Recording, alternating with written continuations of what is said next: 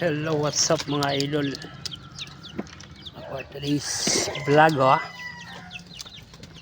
nakauwi nga pala yung tinus natin ng Tagbilaran City kaninang 11. Buti na lang nakauwi sila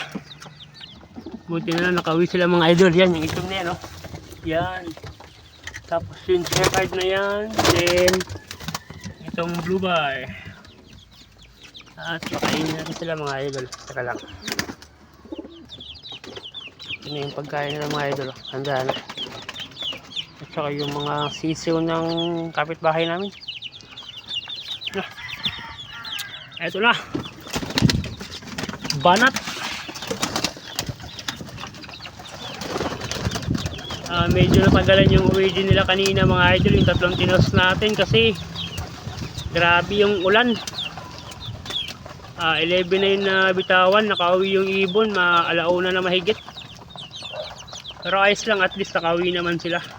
Pero nauna nga pala yung checkered at saka yung itim, yung nahuli, yung blue bar.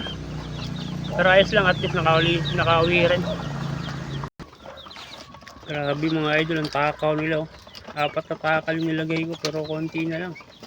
Pero ayos lang kasi wala ka sila kumain. Hanggang dito na lang. Thank you for watching. Bye bye.